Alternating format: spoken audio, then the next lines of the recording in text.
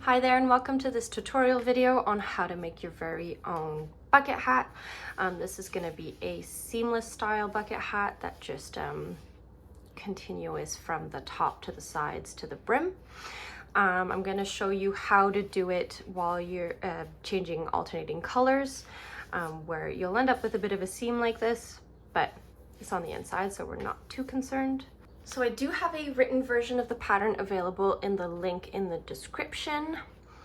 If you wanted to refer to that. For some folks, I understand it's easier to follow a written pattern versus video, but others prefer the video style. Just to give you a quick idea of what the hat looks like worn. Yeah, it's a nice seamless brim here we've got going on, seamless top. So let's get started. All right, so in terms of materials, I am using 2 balls of the Shiny Happy Cotton by Wool and the Gang. Just with this one, I'm doing the stripe pattern. If you want to do one solid color, that's fine as well. You should be okay with just one of them, but you might need a second one just to be able to complete the whole thing. I am using a 4.5 millimeter hook for this project. If you are a looser crocheter, I would suggest going down to a 4 millimeter hook, just so that those stitches are nice and snug. And then we've got, some scissors just to fasten off when we get to the end. And you're also going to need a tapestry needle to weave your ends in at the end of the project. You can find these at Michael's or any sort of fabric stores. So just a heads up that you might see me using different colors of yarn throughout this video. I've got the hat set up in different stages, so you'll see it in a few different colors, but it still is all the same, so no worries there. So I'm going to be setting this up with a chain 4 into a loop. If you know how to do a magic ring, please go for it. I can give a demonstration at the time that I'm going to indicate there. But this is how we're going to set it up just for simplicity's sake. So we need to start with a slip knot, and this is how I do mine. This is a bit tricky to explain sometimes, but if we can just take a look at how I'm positioning my hands here. So I hold it here with my thumb on my middle finger. I bring it up and around, and then I'm bringing it up and over again to form this sort of X on my fingers. So the top V of the X, I'm going to go underneath it with my hook, and then I'm going to pull that left side of it through. And this is going to create my slip knot. There's a few different ways you can do this. An even simpler way would be to just, you can just kind of, you're going to make a knot, but you don't pull it all the way through. That's also a good way to do a slip knot. All right, so now we're going to get into the chain portion. We're going to do a chain 4 to be able to create our ring so that we can start working from the inside out. So to do your chain, I'm going to hold the loop that's on the hook right now with my index finger for my right hand, just to avoid it kind of rolling around on the hook. You're going to have your tail over here, so I'm going to hold it there. You're going to yarn over from the back forward, so going clockwise. And then that top yarn, working yarn that's on your hook, you're going to just pass that through the bottom loop. And then you're going to have your first chain. To do the next one, you're going to do the same thing again. So I'm going to put that yarn over from the back to the front. Then I'm going to pull through the bottom loop. There's a chain 2. You can start seeing that forming. We're going to do 2 more of those. 1,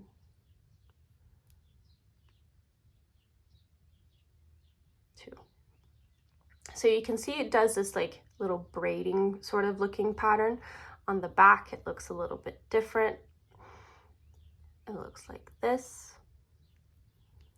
but this is the front.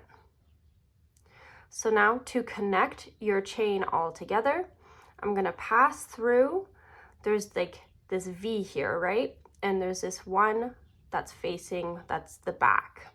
So we're gonna go through that back side there. I have my yarn over here. My yarn is positioned in a way that I can pull it through that loop. Now you have the 2, and then you're gonna pull it through that second loop. I know this doesn't look like much, but this is what we've got going on right now. If you're going through the chain 4 method of how to kick things off, you can skip this part and jump to this time, which will bring you to that first round where we're going to do the 6 single crochets. But for those who are interested in the magic ring, I just wanted to show you an example of how that's worked up. So with that, I start off the same way as we did with the slip stitch. So I've got my X above my fingers. Underneath, I'm holding it like this. I'm gonna do that same thing where I'm pulling it through underneath the right V. And from there, I twist it a little bit and do a chain 1. So I'll chain 1 here. And then you still have this loop here, and that's the magic ring. And then from there, you can just start doing your 6 single crochets right directly in the loop. So there's 1, your single crochet, you'll go through the middle of the loop, pull the yarn through it, then you're gonna yarn over where you have these 3 spots here, and you're gonna pull through the 2.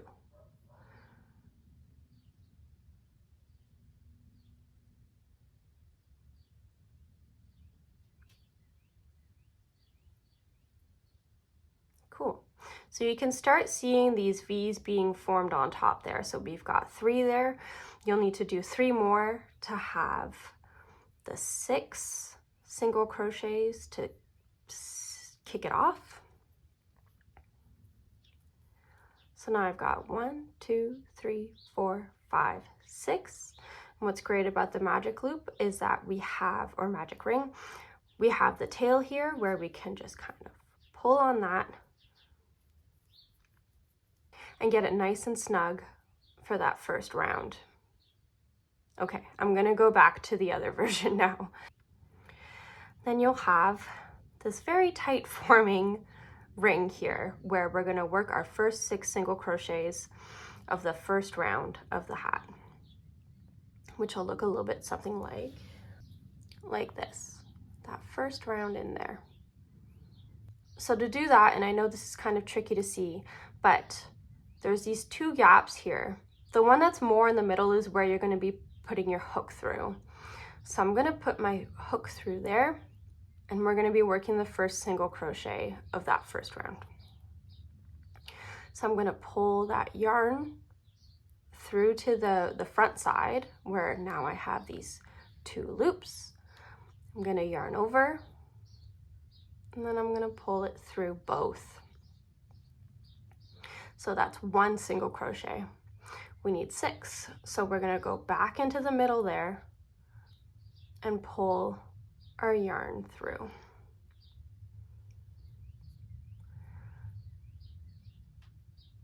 Yarn over, pull through 2. That's 2.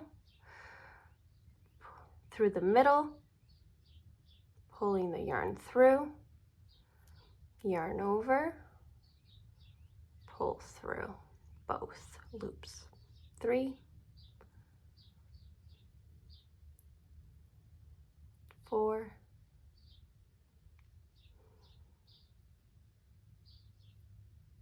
5,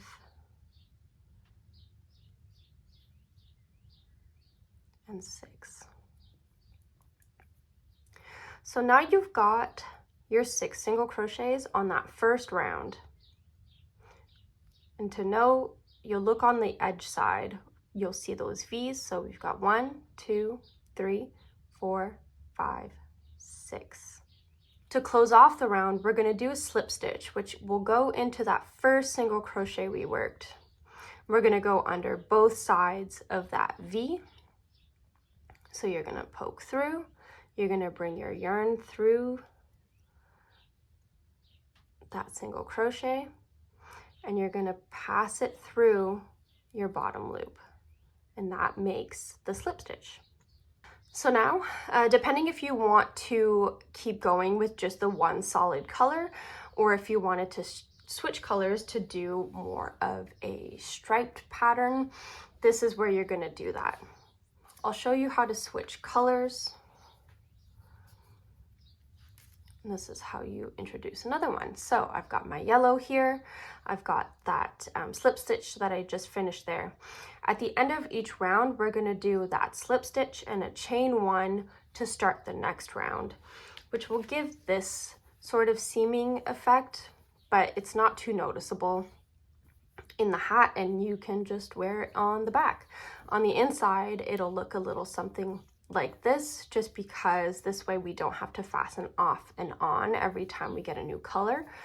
But you'll see that the tails are in here, and with those we can weave those in at the end.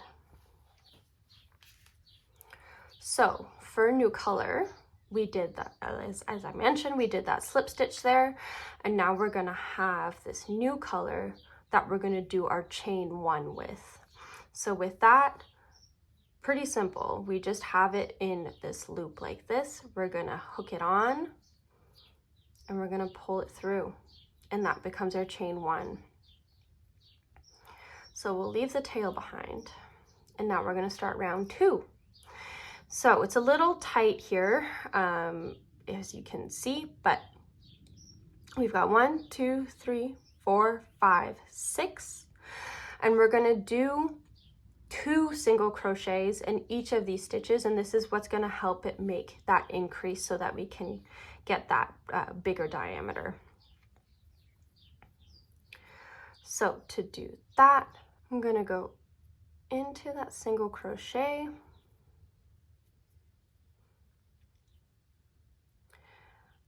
I'm going to carry that yarn through. We've got the 2 loops. I'm going to yarn over from the back to the front, and we're going to pull through 2. We're going to do another one in that same stitch, and this will help us get that increase. So we're going to go from 6 stitches to 12. So we're going to go through that one more time, and that's called an increase. So we've got the 2 there, and then we'll go to the next one where we're going to pull through. That's 1. We're going to go again, 2. Then you're going to keep going all the way around, doing 2 single crochets in each of the single crochets of the previous row. So I've got 1, 2, 3, 4, 5, 6, 7, 8, 9, 10. And then over here, we're at our last one. So 2 more in that stitch.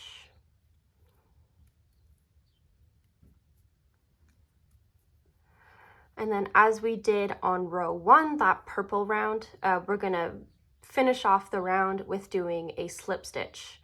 So we're gonna do that in that first yellow V, this way V, that we did of this round. So we're gonna push through that, pull the yarn through. We're not gonna yarn over again. We're not gonna do that. We're just gonna pull that through that bottom loop, and that's the slip stitch. Now, if you're going for a stripe pattern, this is where I'm going to pick up the second color. We're going to do the chain 1 there to start the 3rd round. If you're just doing one color or want different stripe sequence, you can do your chain 1 with that same color. But for this purpose, I'm going to switch it to the purple. So here's my chain 1 to start the next round. So now we're on round 3, which we're back to purple. So with this one, the increase round is going to be a little bit different here. If we keep going and doing 2 in each of them, it's gonna be really disproportionate. It's really not going to work. So this round is going to be an increase round again, but it's going to be a little bit different. So note that you'll want to go in that first single crochet that where you did your slip stitch in the previous round. There still needs to be a stitch in there. So I'm going to do 1 stitch there, 1 single crochet, and then in the next stitch, that's where I'm going to do my increase. So I'm going to do 1, 2. And then in the next one, I'm just going to do the 1 single crochet, and then we're going to do 2. So you'll be alternating between going just 1 on its own and then the increase where you have the 2. So here's another look, 1 on its own, and then 2, 1 in the same stitch. So you can see increases have a little bit more material in there, and then the single crochets are a little bit more on their own, obviously. So I'm going to keep going around doing the 1, 2 in the same stitch, 1 on its own, 2 in the same stitch, 1 on its own, 2 in the same stitch.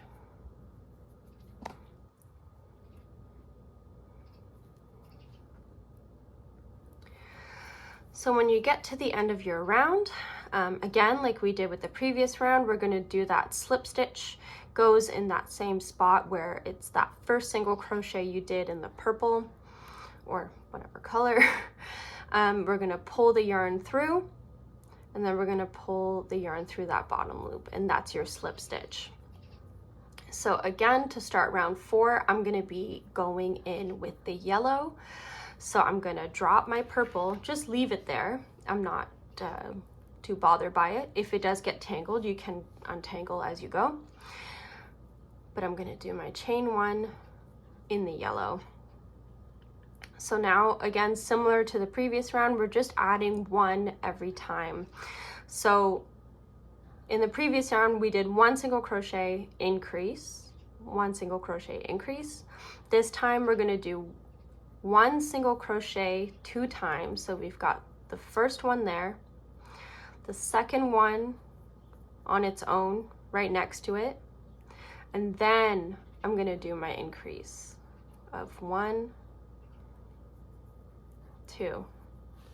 So that's 4 stitches worked in 3 stitches of the previous row. So we're going to just keep going around like that, where I'm going to do a single crochet, another one on the next stitch over, and then we're going to do 2 in the same stitch.